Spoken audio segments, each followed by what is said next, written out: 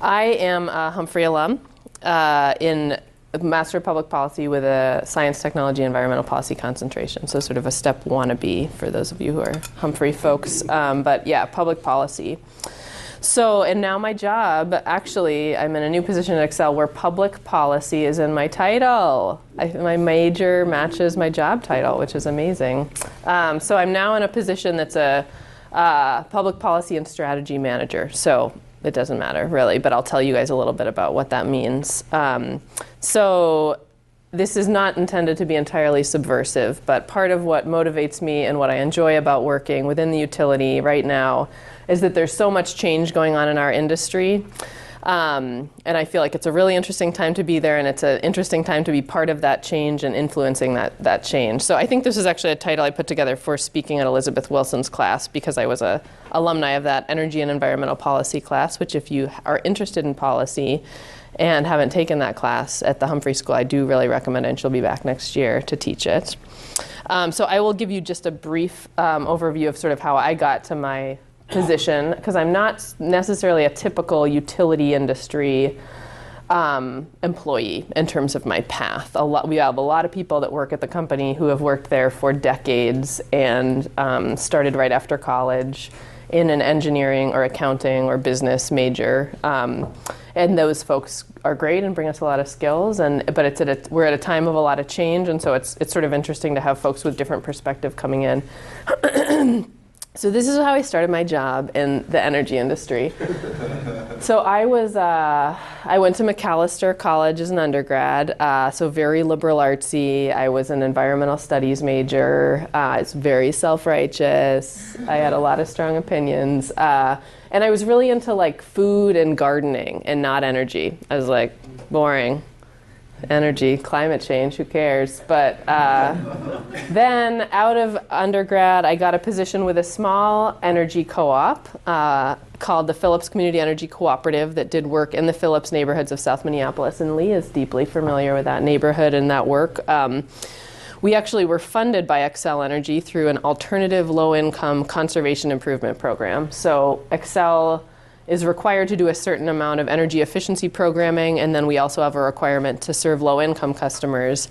And at that time, this co-op had petitioned the Public Utilities Commission, which is the body that regulates us, to receive funding to say we could deliver a really good program that would reach low-income customers, primarily doing energy-efficient appliance trade-in. So I was basically an appliance salesperson in those neighborhoods, and we were serving both renters and homeowners and businesses, and we did a lot of energy efficient refrigerator and air conditioner replacements. And at that time, CFLs were the thing, and now it's like we're way past CFLs, but that was at the May Day Parade. Has anybody been to the May Day Parade in South Minneapolis?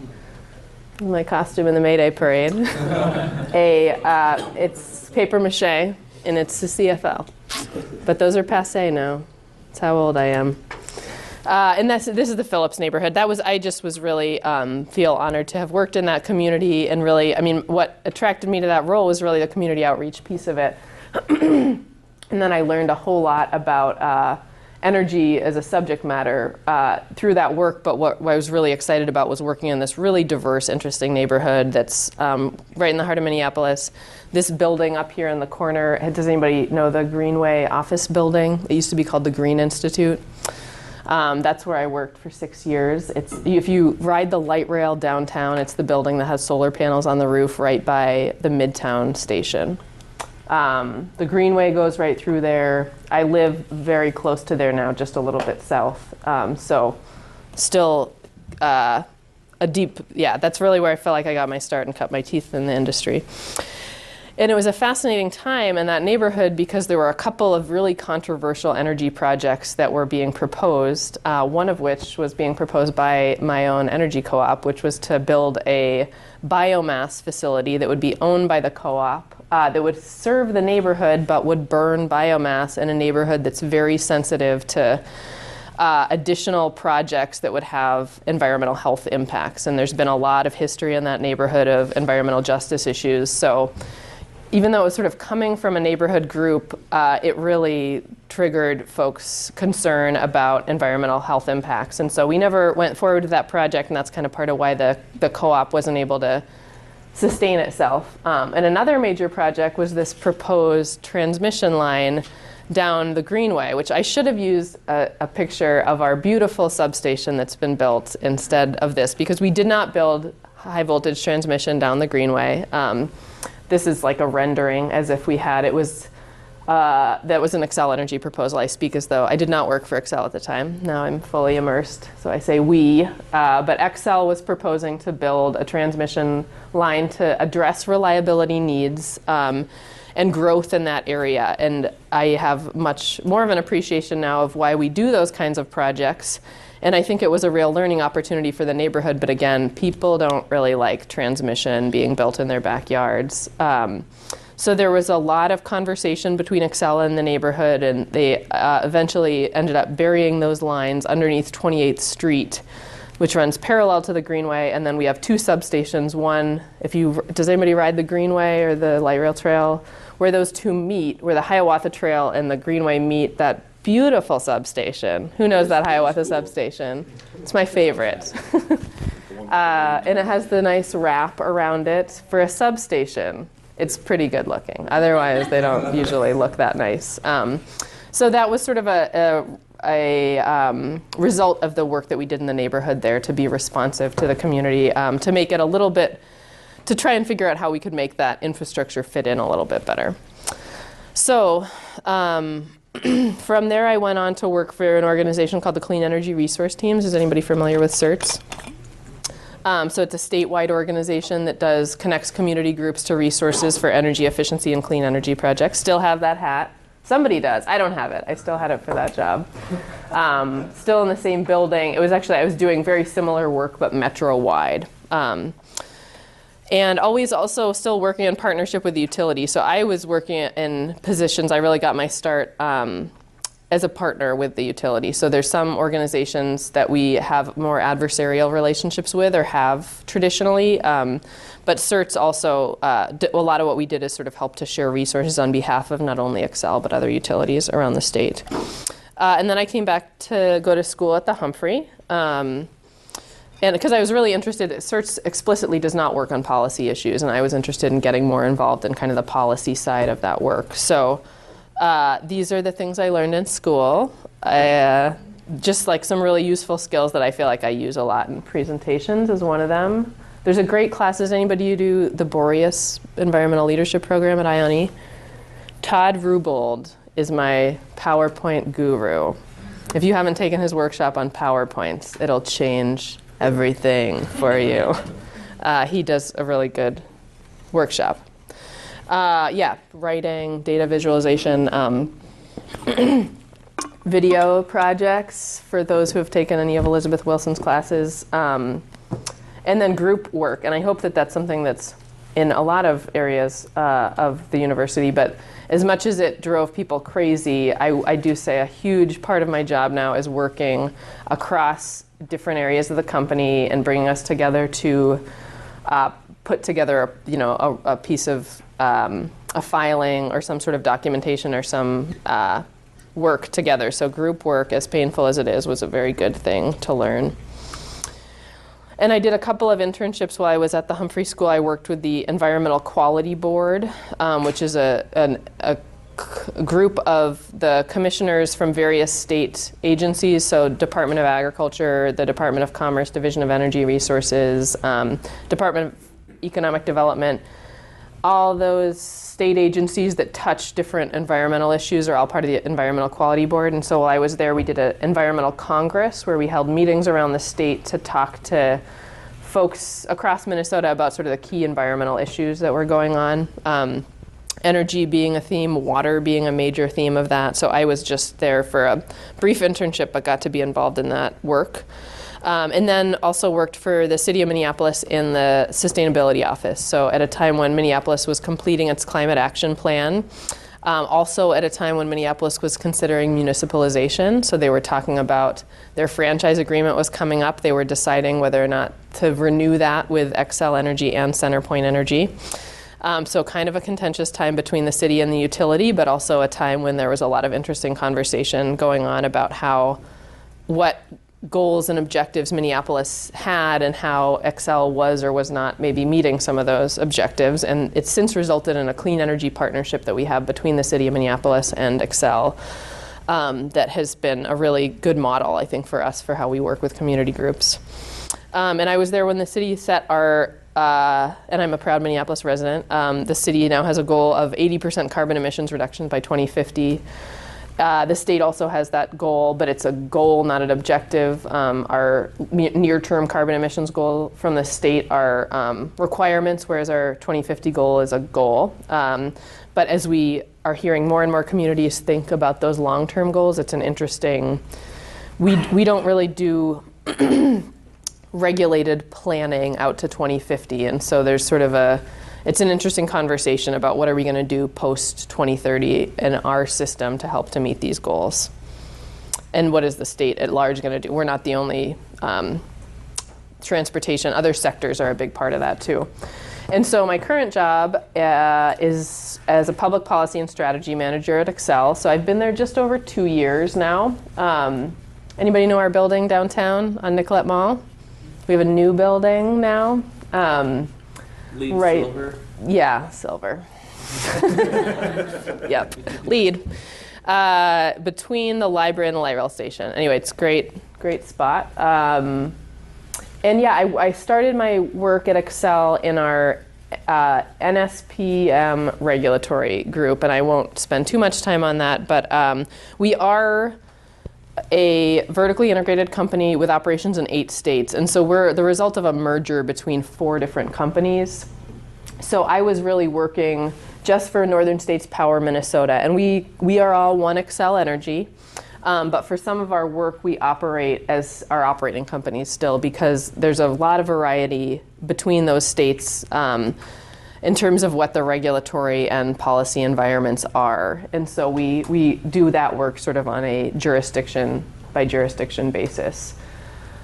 So NSPM is technically Minnesota and then North and South Dakota. And that we serve about 1.3 million customers with that territory. And we have a pretty diverse portfolio of generation resources that we own in that territory.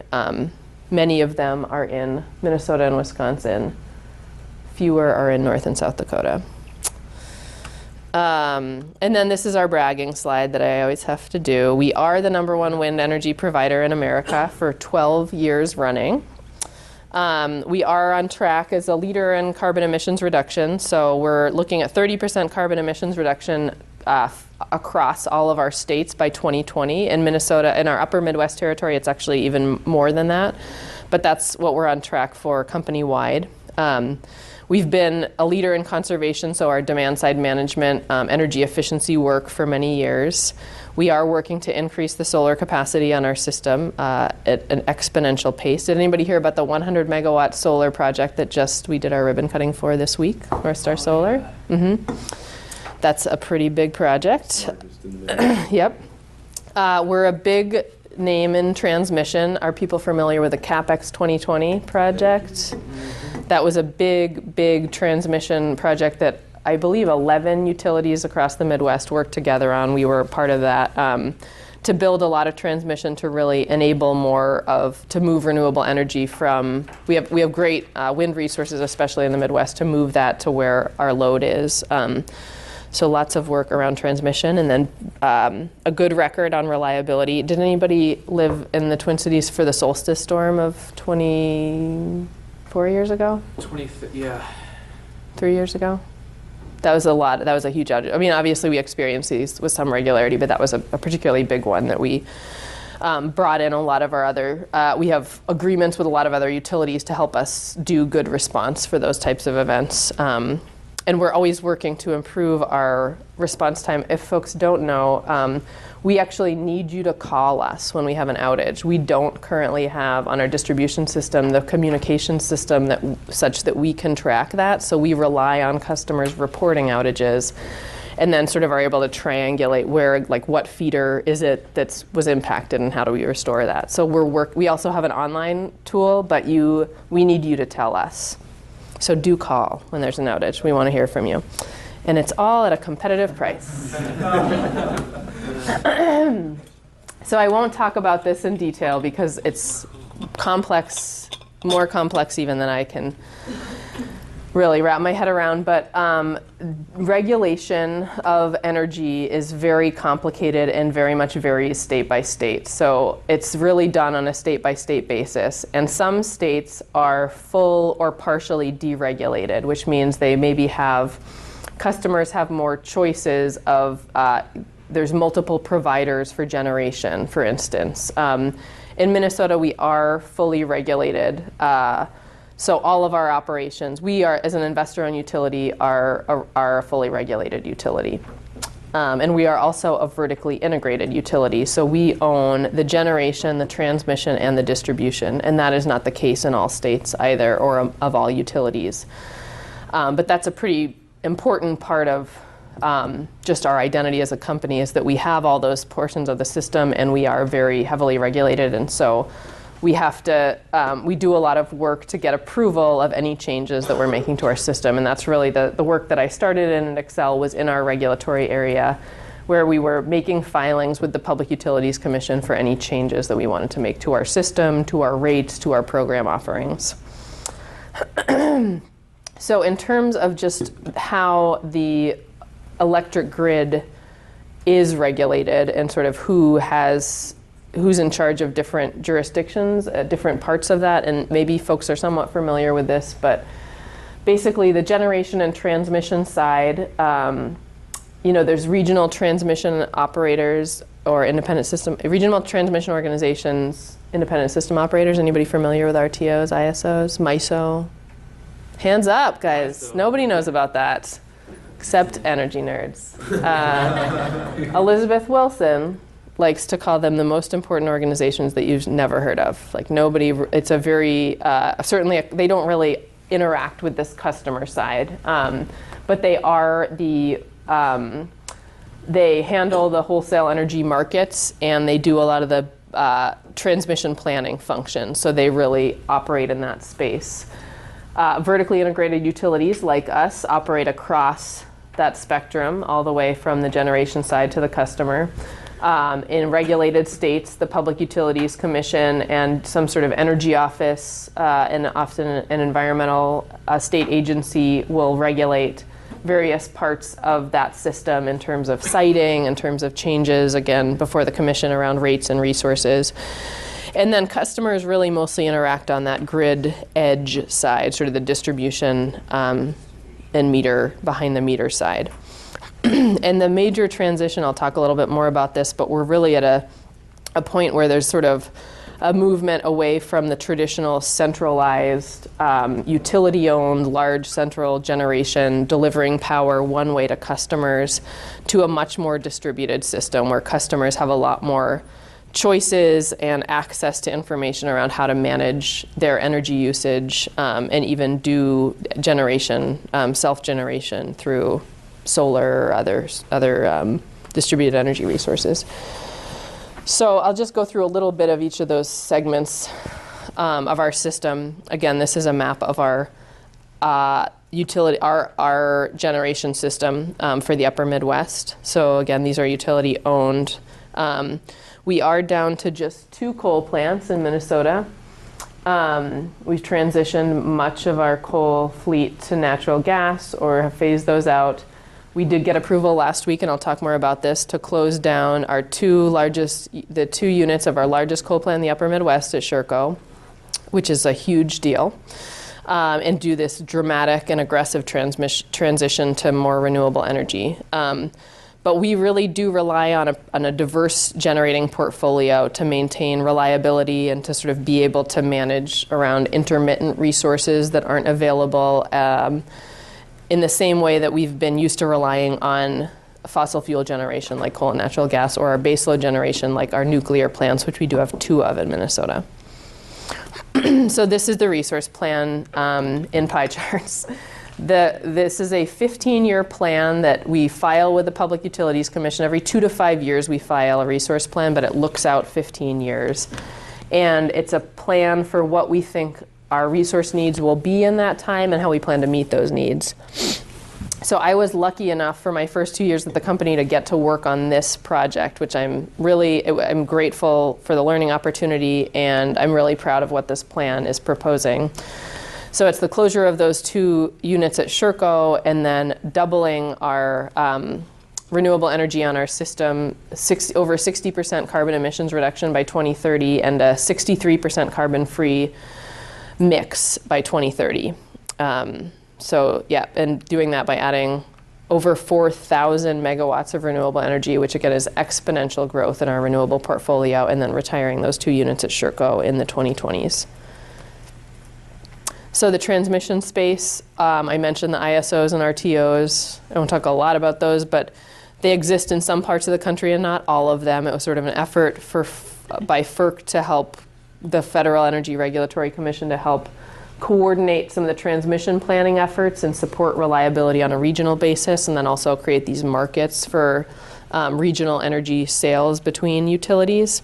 So we have territory in MISO and some territory in the Southwest Power Pool. And this is all part of it's under FERC, so it's more of a federal jurisdiction, whereas a lot of our work is done on a state level. I mean, it's sort of in both those realms. The kind of work we do in the transmission space is coordinated planning with other utilities, some of our reporting around grid modernization, and yeah, on a biennial basis, we do plans for all the transmission projects that we're planning, looking out. And that's definitely coordinated with our generation. So this is a map of all of Minnesota. So this is not all of our territory is not obviously, there's a lot of other utilities in the state who own some of the generation and transmission, but we do coordinate between utilities as we plan our transmission system.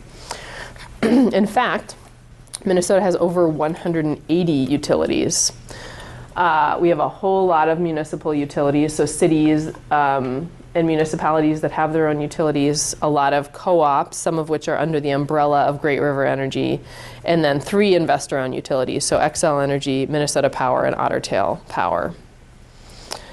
And I talked about sort of this distribution side customer grid edge issue concept, and this is where a lot of innovation and attention is happening, is being focused right now, is the opportunities to introduce new technologies for customers. A lot of times we call them distributed energy resources as sort of a umbrella term to incorporate all of those things. And we are playing in all these spaces. We are involved in some pilot projects around battery storage. We've got a rate for charging electric vehicles. We're doing some pilot projects and programs for customers around smart appliances and smart thermostats. We're looking to offer more green tariff. So are folks familiar with our wind source? Is everybody an Xcel Energy customer? Yeah. Anybody not an Xcel Energy customer, I guess? Okay, that's okay. It's okay. WindSource is the program we've had for many years that's a customer, it's an option to get 100% renewable energy. So again, we are not delivering 100% renewable electrons to your home, but we are producing and purchasing renewable energy at that level, incremental to what we would otherwise have on our system. So those are just some of the things that we're doing. And do interrupt if you have questions as I go through these things too. Sorry, I didn't say that before. So I need to fix this slide. So I've referenced this a little bit, but basically there is lots that's changing in the industry right now. So the economics of renewable energy are changing dramatically, and we are responding to that with this big resource plan and a 1,500 megawatt RFP for wind. Our CEO likes to say, wind is on sale right now, and Xcel Energy is backing up the truck, trying to get as much as we can. Mr. Folk, yep. And then customers are really expecting a lot more in terms of options. They're used to having, with other vendors, like we talk about the Amazon experience sometimes at Excel, like what are customers expecting from their other businesses that aren't necessarily direct competitors with us, but competitors in terms of the types of experience customers are used to having. And then also just they're looking for more options for their energy usage. So I mentioned the electric vehicle stuff. I mean, at the same time, a lot of our customers are really like just affordable energy and price certainty. And so we try to cater to that as well, and increasing the renewable products we have. A lot of the work I do is around policy-related issues. So like I said, there's a lot changing both at a state and federal level in terms of policy issues. We are in the midst right now of getting approval in Minnesota of a multi-year rate plan. And that is definitely a policy issue for us. And I mention it in part because for us, in the regulatory area especially, it's a lot of work to do a rate case. Nobody likes a rate case. Nobody does, right? We have to, it's, as we have increasing costs, we need to figure out a way to recover those costs. And so a rate case is the way that we do that. And often it's only a year at a time. The way that we were doing them previously is just as we had an increase in investments and needed to do recovery, we'd filed a rate case. And now we're trying to do a longer term picture of that and give the commission an idea of sort of here's our general investment areas for the next 4 years. Can we get approval of this package with a lot of oversight still, but can we get approval of a plan that goes for multiple years so that we can spend some time figuring out all this other stuff rather than coming back and filing another case really soon. We also have a lot of compliance that we have to do both for those federal agencies and for each of our state regulatory agencies. So a lot of time in the regulatory area is spent on compliance. And then we're part of some conversations about how do we reform our regulatory structure, which was really designed for kind of the way that the grid and the system was in the past to fit more what we're seeing in the future for a less centralized, more distributed system. And easing some of that burden, because again, rate cases, these filings are burdensome for us. They're especially burdensome for our state regulators who are getting them not only from us, but from all the other utilities in the state and are really overwhelmed with the amount of just analysis that involves. And then around emerging technologies, we're really doing a lot to invest in our grid. I mean, we always say the grid is really foundational to all of this. We need to have a modernized grid with a lot more two-way communication to enable customers to be able to integrate some of these new technologies. So that's a major focus for us. And then I mentioned, yeah, just a couple of the pilot projects we're doing around some of those technologies. And this is getting a little redundant now, but basically, yeah, some of our key initiatives around these areas are this huge resource plan, our multi-year rate plan we're looking at, a lot of customer-focused programming, and then just an effort to modernize our grid in general. So in terms of what my job looks like, I do have a sit-stand desk. Nice. Yeah, it's adjustable. A lot of filings. That's no, that might be the rate case. A lot of really thick binders of filings, especially when I was in regulatory. I'm actually not directly, I mean, regulatory, it was like you're just like deep up to your eyeballs in very lots of detail of specific filings. And the position I'm in now is a little bit more, I work across all of our jurisdictions. So the idea is to help do more of coordination and strategy across the various filings we're working on. So I'm not quite as deep into those filings, but I did get to work on a lot of really interesting filings while I was in that area. Talked about the rate case. Resource planning was one I did a lot of work on. I can talk more about that if you are interested. I already had this slide in there. 60% reduction, big deal out of the resource plan. And then, yeah, major investments in grid mod, solar. We're looking at more utility ownership of renewable energy, and then figuring out how we maintain reliability of our system as we're looking at the retirement of some major baseload generation on our system. Not only the Sherco coal plant, but within about 30 miles of Sherco is our Monticello nuclear plant. So that is thousands of megawatts of baseload generation that has their retirement dates within the next 20 years or so. So it's a big transition for us to figure out what we're going to do about that. Is Sherco transitioning into natural gas, or is that going to be shut down totally? We have proposed to do a natural gas combined cycle plant on site to address the transmission reliability and capacity needs that we'll have, but we haven't gotten approval for that. So at this point, only the retirement of that unit and the requirement to look for replacement generation. They said you can go out for a certificate of need for 750 megawatts of intermediate capacity. So we would like it to be a utility-owned natural gas plant. We are definitely concerned about that community of Becker. We are the largest property tax payer and the largest employer, so part of it is about mitigating the impacts of that, the unit retirements. And then we've really relied on natural gas as sort of our, we use natural gas a lot for peaking plants, and right now, this would actually not be a peaking plant, it would be a combined cycle, but our peaking plants really follow wind. We say, we always will dispatch wind. We will always use wind when it's available. When it's not available and we still have a capacity need, that's when we run the peaking plants.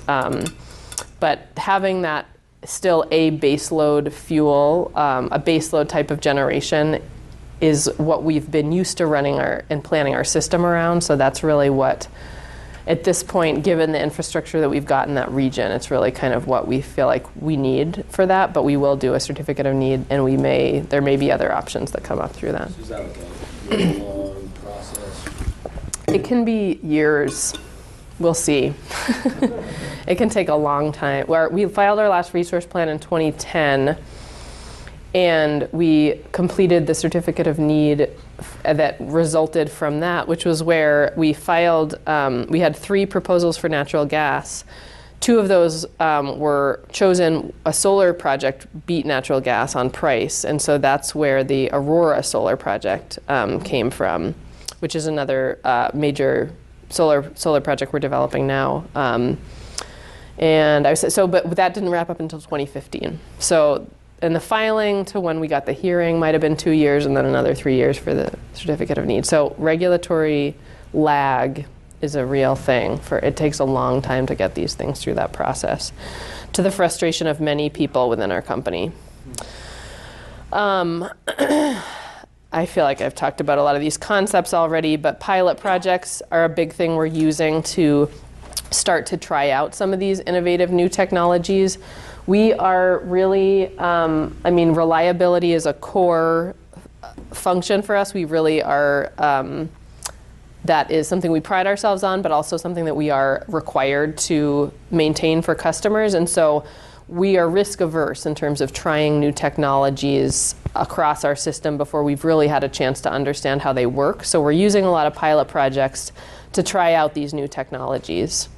But those can take their own time to get approval of. So we're trying to figure out a process that allows us to be a little more nimble in a regulated environment. And these are sort of the big emerging issues that I've mostly covered. Oh yeah, and then the things I like about my job in addition to that work, we have these business resource groups. I had never worked for a company this big, so it is funny to me, some of these things. I feel like they're like student orgs or clubs where we have like groups internal to the company around, a lot of them are sort of identity based.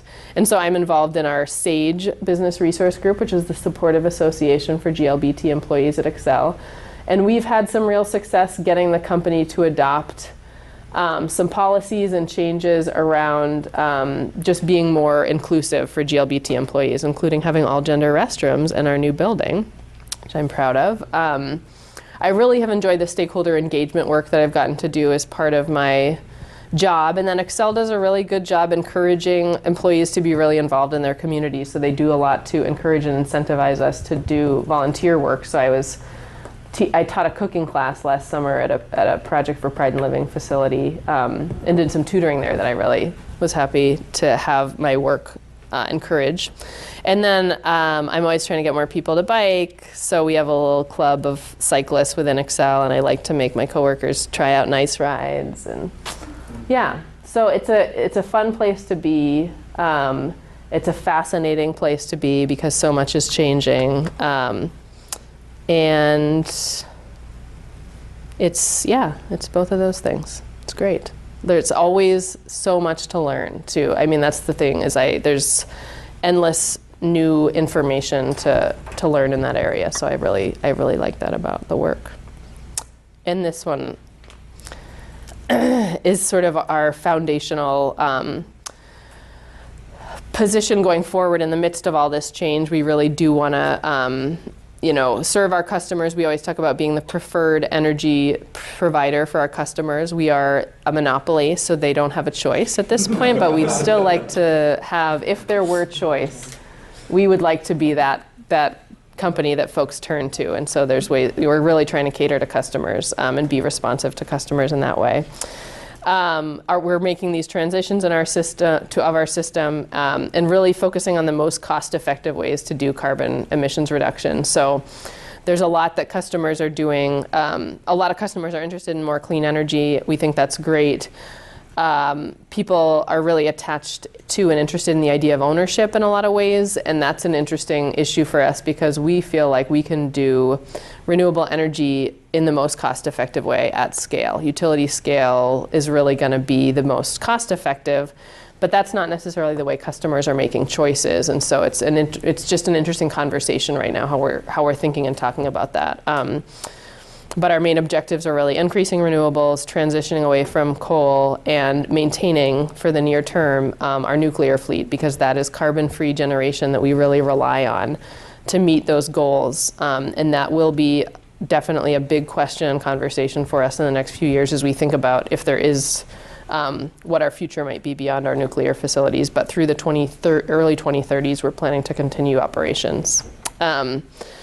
And then, we really feel like utilities are core to enabling the transformation that's happening in the industry right now. So there are conversations about, some folks are thinking and talking about how other third-party groups and vendors could serve some of the same functions, and do we really need the utilities to exist and support this system in the same way anymore? And we certainly think that we're an important part of that. We are experts at running our business and running our system in a way that's been really reliable for a long time. We've really worked with our states and cities as partners to help achieve objectives.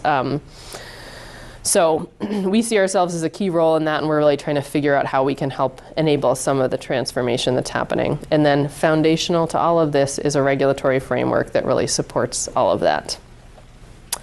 So that's what I've got, but I would be happy to take questions.